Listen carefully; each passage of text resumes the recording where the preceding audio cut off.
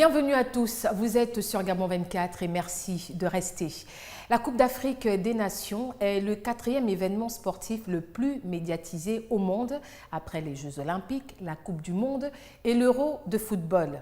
Le Gabon abrite cette année 2017 la 31e édition de cette compétition. Une belle tribune et plusieurs opportunités, dont celle des rencontres. L'invité du jour est une belle rencontre, c'est un historien du football africain, une encyclopédie, c'est Gérard Dreyfus, ancien journaliste, on va le dire tout simplement. Gérard Dreyfus, merci d'être venu. Mais Daniela, bonjour, merci de m'avoir invité. Et je suis content de participer à cette émission pour essayer de dire un peu ce qui fait que j'aime le football africain, que j'aime obligatoirement l'Afrique. Alors voilà, c'est peu de le dire, historien du football africain, encyclopédie, vous avez embrayé sur ma question, c'est quand même 45 ans de football africain, de sport africain. Pas trop fort. Vous êtes en 2007 au Gabon à votre 20e participation à la Coupe d'Afrique des Nations. Vous êtes auteur de ce qu'on a intitulé la Bible du football africain. Et j'en passe, cette Bible, on y recense les résultats des indépendances à nos jours. Et vous n'avez jamais pratiqué le football.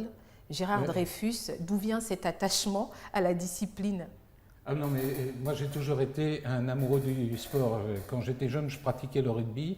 Parce que je voulais faire du hockey sur glace et ma maman me disait non, ça c'est trop dangereux, fais un autre sport. Le rugby c'est aussi assez violent, mais bon c'est un sport d'équipe.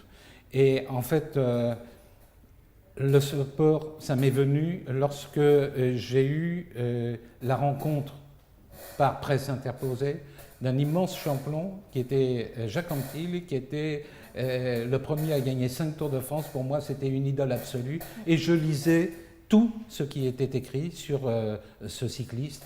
Et au fond, c'est ce qui m'a fait aimer le sport. La bonne dose de curiosité. Et la passion est née très certainement très jeune. Je vous dis, moi j'ai commencé à lire la presse à l'âge de 8 ans. Alors j'ai eu le temps d'apprendre un peu le métier et de comprendre le monde dans lequel on évolue. Parce qu'on peut être journaliste de sport, mais avant d'être journaliste de sport, on est d'abord journaliste. Et la première vertu d'un journaliste, c'est la curiosité. Alors, donc, je m'intéresse à tout. Curieux et passionné de football, curieux et passionné de football africain aussi.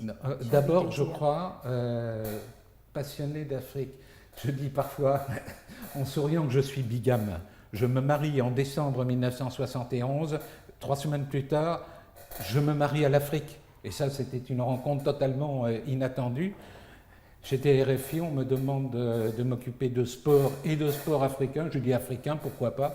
Et puis je me suis lancé là-dedans, comme je me serais lancé dans n'importe quel autre média à destination d'un auditoire français, européen, américain. Et je me suis totalement consacré au sport africain depuis. Alors j'ai fait les Jeux Olympiques, pour vous dire que j'ai fait l'athlétisme, j'ai fait la boxe aussi. Je me suis occupé à une époque d'un boxeur camerounais qui a fait 2 championnats du monde, par parenthèse, je la referme. Et puis j'ai bien vite compris que le football c'était quand même le sport du continent africain, et donc je me suis impliqué dedans. Et je peux vous dire qu'au départ, j'étais un véritable zombie pour mes confrères qui s'occupaient de sport, notamment ceux qui étaient à la référence majeure, le journal L'Équipe. D'accord. Et l'appréciation que vous avez aujourd'hui de la discipline sur le continent, j'entends, au bout de 45 ans. Au bout de 45 ans, que de progrès. Que de progrès. Bon, on le gomme toujours, mais aujourd'hui, quelques-unes des plus grandes stars qui évoluent dans le football européen sont des Africains. Il y en avait quelques-uns dans les années 70, et puis le nombre n'a cessé de grossir.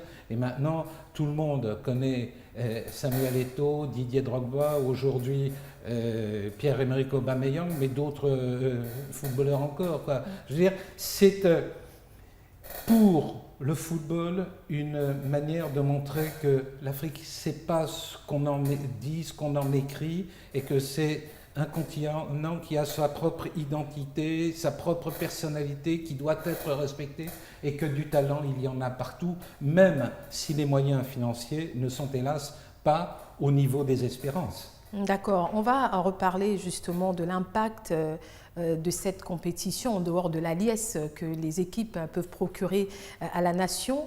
Mais d'abord sur l'actualité, les premières journées de la Coupe d'Afrique des Nations Total Gabon 2017 s'achèvent avec l'entrée en lice de l'équipe de la poule D. En tant qu'historien du football africain, est-ce que les forces nouvelles ont tenu leurs promesses? Je fais allusion au Zimbabwe et à la Guinée-Bissau. Alors, moi, en attendant l'Ouganda. Oui, moi j'ai bien apprécié l'équipe du Zimbabwe parce qu'elle est arrivée ici dans un rôle de gros outsider. Personne ne pensait et ne pense encore que cette équipe va passer le premier tour.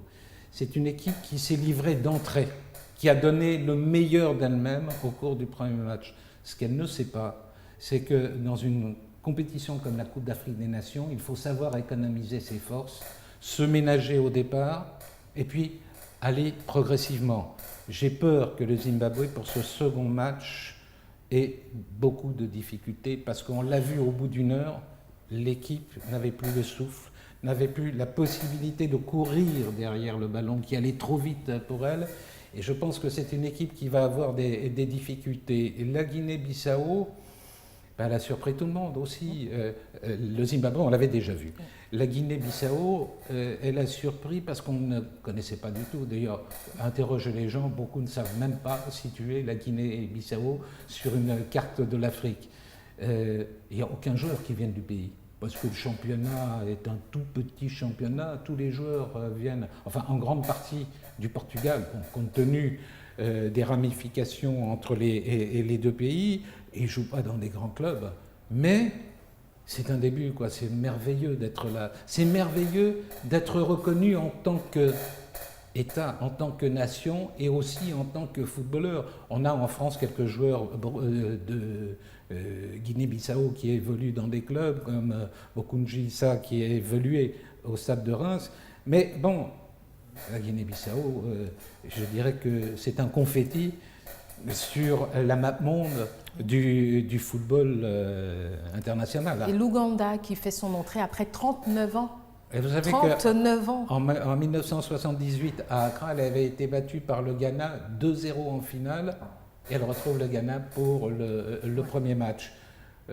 Moi, c'est une équipe qui m'intéresse, que j'ai envie de voir parce que je crois qu'il y a un entraîneur qui connaît très très bien le football, il a beaucoup évolué dans l'Afrique centrale, dans cette région-là, il connaît bien les clubs, il connaît bien ses joueurs. Vous avez vu que le gardien Denis Onyango a été champion d'Afrique avec Mamelodi Sundowns il y a quelques semaines et qu'il a remporté le titre de meilleur footballeur africain basé en Afrique. C'est un garçon qui a beaucoup compté dans la qualification des Cranes d'Ouganda. Je pense que c'est une équipe intéressante, mais nous, on vient aussi pour découvrir. Je parcourais la liste des joueurs présents ici, beaucoup de nouveaux par rapport à 2015 dans l'équipe de Côte d'Ivoire, mais dans d'autres équipes. Le champion lui-même, je crois qu'il reste une dizaine de joueurs seulement qui ont été sacrés champions d'Afrique il y a 2 ans. Donc nous sommes devant une sorte de copie vierge. Et je dis toujours, oubliez ce qui s'est passé il y a 6 mois, 1 an. Ça ne compte plus. Vous pouvez prendre pour référence ce qui s'est passé à partir du mois de septembre. C'est là qu'on peut savoir qui est en forme et qui ne l'est pas. Tout à fait. Alors, vous m'avez tendu plus ou moins la perche dans une de vos réponses. En parlant de gardien, il y a justement le gardien de l'équipe nationale d'Égypte, El Hadari. 44 ans, c'est un record. C'est le record.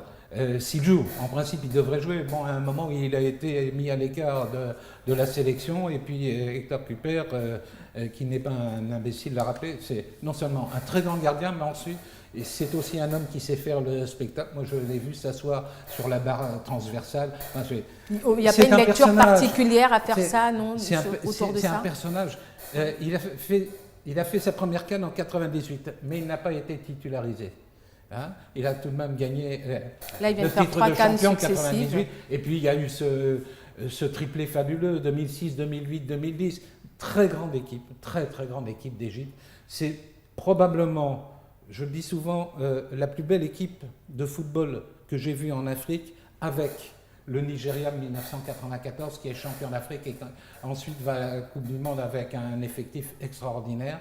Je pense que pour moi, ce sont les deux équipes qui m'ont le plus marqué et je suis content parce que l'équipe d'Égypte était dirigée par un sélectionneur égyptien, Hassan Shehatta, et pour moi, rien ne vaut des équipes de football dirigées par des entraîneurs nationaux, parce que c'est ça aussi l'Afrique. On fait trop souvent confiance à des entraîneurs venus de l'extérieur qui sont soit au chômage, soit retraités, soit des vieux baroudeurs. Moi, je veux des jeunes qui aient envie de se faire une carte de visite et il n'y a rien de mieux que de venir en Afrique. De l'organisation de la Coupe d'Afrique des Nations, en 2012, le Gabon avait été salué. Vous étiez là? Oui. Nous sommes en 2017, c'est vrai, à quelques jours seulement du début de la compétition. Oui, non, mais il n'y a pas de problème. On a organisé en 2012 et tout le monde s'est déclaré extrêmement satisfait. Bon, on a ajouté 2 stades, deux nouveaux sites. Bon, bien sûr, il y a des problèmes à l'intérieur des sites, mais c'est tout à fait légitime. Mais on ne peut pas exiger de l'Afrique qu'elle soit au même niveau qu'un pays comme l'Allemagne ou qu'un pays comme la France. Il faut prendre conscience des difficultés de tel et tel pays, des spécificités du pays, et dire ok, c'est comme ça. Bon, il peut y avoir des petits problèmes d'intendance, mais et alors, bon, des problèmes de déplacement parce que on est habitué à prendre l'avion. Si on rate le premier, eh ben il y en a un deuxième une heure après. Non, c'est pas comme ça. Si on n'aime pas l'Afrique, si on ne comprend pas l'Afrique, on reste chez soi. L'auteur du guide du football africain a été ça a été fait en 2004. Oui. En 2017, plusieurs CAN ont suivi. Il y a tellement de choses. Où en êtes-vous, Gérard Dreyfus? Daniela, peut-être que pour vous, je pourrais vous donner la suite. Bon, ça veut dire que c'est quelque part. Les archives sont là. Depuis 1979, quotidiennement, je vais regarder tous les matchs joués par les sélections nationales africaines. J'ai tous les résultats, peut-être à 99%. Je les ai tous avec moi. J'ai tous les matchs éliminatoires de Coupe du Monde. J'ai la série complète de tous les matchs joués en Coupe d'Afrique des Nations, toutes les fiches techniques. Avec surtout que vous êtes l'animateur du site de la CAF, ça il faut le dire. Oui, aussi. en plus. Mais écoutez, moi je m'amuse, je me fais plaisir. Je ne compte pas mon temps, c'est comme ça, mais si vous avez la passion, allez-y, foncez, donnez libre cours. Tellement de passion, ça se ressent ici. Gérard Dreyfus, c'est déjà la fin de notre rencontre. Très rapidement, quel impact devrait procurer en dehors des liesses, de la fête, un événement comme celui-là dans une nation? C'est capital. C'est capital, pourquoi? Parce que je me souviens qu'à mes débuts, un responsable politique, c'était au Cameroun, me disait, écoutez, en Afrique, l'État a précédé la nation. La nation, elle existe derrière l'équipe nationale de football. L'équipe nationale, c'est le drapeau. C'est le drapeau, c'est le vivre ensemble avec une réunion d'ethnies différentes, de coutumes différentes. Mais quand l'équipe de football joue, alors là, toutes les différences s'aplanissent. Et c'est tous pour un et un pour tous. Gérard Dreyfus, merci. Mais c'est moi qui vous remercie et j'espère à bientôt. À bientôt. Merci à vous de rester sur Gabon 24. L'actualité se poursuit.